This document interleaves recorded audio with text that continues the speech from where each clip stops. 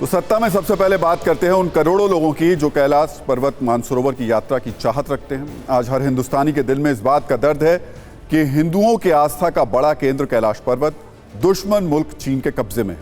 उस चीन के कब्जे में जो हमेशा यात्रा में नए नए पेंच लगाकर तो कभी एक्स्ट्रा टैक्स लगाकर भारतीयों की आस्था से खिलवाड़ करता रहता है। लेकिन आज सत्ता के न्यूज मित्रों को हम ऐसी खुशखबरी देने जा रहे हैं जिसके बारे में जानकर आपके मन में कैलाश पर्वत वाले क्षेत्र पर चीन का कब्जा होने का दर्द थोड़ा कम होगा, क्योंकि अब बिना चीन की सीमा में गए, बिना चीन का वीजा लिए, बिना चीनी सैनिकों से चेकिंग करवाए हिंदुस्तान की सीमा से ही कैलाश पर्वत के दर्शन संभव होंगे और इसका प्रबंध उत्तराखंड में किया जा रहा है। उत्तराखंड के पिथौरागढ़ की लिपुलेख पहाड़ी से कैलाश पर्वत का व्यू पॉइंट मिलेगा। दावा है कि वहां से कैलाश पर्वत साफ साफ दिखाई देता है। उस व्यू पॉइंट से कैलाश पर्वत की हवाई दूरी करीब 50 किलोमीटर है। आपको बता दें कि लिपुलेख की पहाड़ी 18,000 फीट की ऊंचाई पर है। मतलब ये कि अद्भुत, अलौकिक, अनोखा कैलाश पर्वत, उसे देखने के लिए चीन की सीमा में जाने की जरूरत नहीं पड़ेगी। यहीं से कैलाश पर्वत का दिव्य दर्शन संभव हो पाएगा। कैलाश पर्वत के दर्शन के लिए अब तक भारत पड़ोसी चीन के ऊपर निर्भर था, लेकिन अब यह निर्भरता कुछ हद तक खत्म हो सकती है। आपको बताएंगे कैलाश पर्वत का महत्व क्या है और भारत के लिए क्यों यह इतना अहम है। लेकिन पहले ये जानिए कि भारतीय सीमा में कैलाश पर्वत के दर्शन के लिए इस जगह की जानकारी कैसे मिली। दर्शन के इस नए रास्ते को स्थानीय ग्रामीणों ने तलाशा। ग्रामीणों की सूचना पर अफसरों और विशेषज्ञों की टीम चोटी पर पहुंची। अफसरों ने दर्शन पॉइंट तक जाने के लिए रूट का सर्वे किया। इसके बाद पर्यटन सचिव की ओर से संयुक्त टीम बनाई गई। लिपुलेख, ओम पर्वत आदि कैलाश का निरीक्षण किया गया। पर्यटन विभाग और राजस्व विभाग के अधिकारियों ने इसका सर्वे किया। यात्रा के रूट पर ठहरने, खाने की व्यवस्था को लेकर भी निरीक्षण किया गया।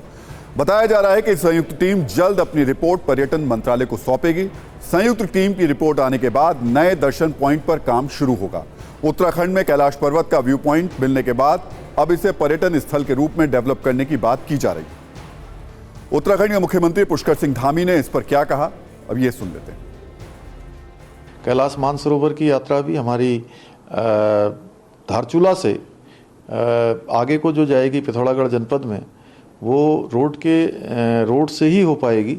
ये हमारे लिए बहुत बड़ा गौरव है। पूरे देश भर के लोग, दुनिया भर के लोग बाबा कैलाश के भी दर्शन कर पाएंगे। मैं आदरणीय प्रधानमंत्री जी का, आदरणीय सड़क परिवहन मंत्री नितिन गडकरी जी का धन्यवाद करता हूँ। तो श्रद्धालु पहले सड़क मार्ग से धारचूला पहुंचेंगे, उसके बाद बूढ़ी के रास्ते से नाभी डांग तक पहुंचेंगे, उसके बाद नाभी डांग से 2 किलोमीटर ऊपर लिपुलेख की पहाड़ी पर जाएंगे। दावा है कि 4 से 5 दिन की यात्रा करके कैलाश पर्वत के दर्शन किए जा सकते हैं। कुछ सेकंड की न्यूज रील में देखिए कैसे कैलाश पर्वत का व्यू पॉइंट मिलने के बाद मंत्रियों से लेकर अधिकारियों तक सब एक्शन में आ गए।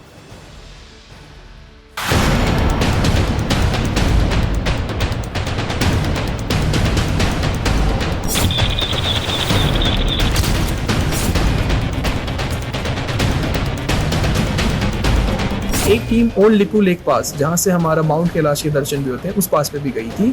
उस एरिया को कैसे टूरिज्म पॉइंट ऑफ व्यू से डेवलप किया जा सकता है, क्या इंफ्रास्ट्रक्चर की रिक्वायरमेंट है, उन सभी चीज़ों पे वहाँ पे विचार विमर्श करके अभी एक प्लान हम लोग देंगे।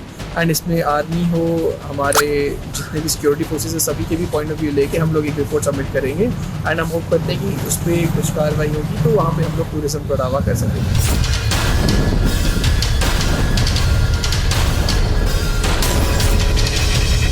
ओल्ड लिपू पास एक स्थल है जहाँ से कैलाश दिखता है, तो हम लोग वहाँ गए थे और वहाँ से देखा हमने काफ़ी अच्छा कैलाश का व्यू वहाँ दिख रहा है। और जो गाड़ी जाती है हमारा नाभी ढांग से 9 किलोमीटर आगे है, फिर वहाँ से लगभग 1.1 किलोमीटर पैदल है, खड़ी चढ़ाई है। तो लगभग ये मानो 17,500-18 हज़ार की हाइट में है और वहाँ से पास। और अब आपको बताते हैं कि फिलहाल कैलाश मानसरोवर यात्रा में अलग अलग रूट पर कितने दिन लगते हैं। पहला रूट है उत्तराखंड के लिपुलेख पहाड़ी के रास्ते, जिसमें लगभग 1,60,000 रुपये और 24 दिन लगते हैं। दूसरा रूट है सिक्किम के रास्ते, जहां नाथुला पास से होकर कैलाश पर्वत तक जाना होता है। इस रूट से ये पूरी यात्रा में लगभग 21 दिन लगते हैं। हर यात्री को लगभग 2 लाख रुपए खर्च करने पड़ते हैं। तीसरा रास्ता नेपाल से है, जिसमें शिव भक्त काठमांडू से कैलाश पर्वत तक जाते हैं। इन तीनों रास्तों पर कम से कम 14 और ज़्यादा से ज़्यादा 21 दिन का समय लगता है और बड़ा खर्च आता है। जो लोग इससे बचते हुए दूर से दर्शन करने के इच्छुक हैं, उनके लिए उत्तराखंड का कैलाश व्यू पॉइंट भविष्य में एक अच्छा विकल्प बन सकता है। और अब आपको बताते हैं कि भारतीयों की मानसरोवर यात्रा से कितना चिढ़ता है चीन। सही मायनों में शिव भक्तों के कितने बड़े दुश्मन हैं जिनपिंग।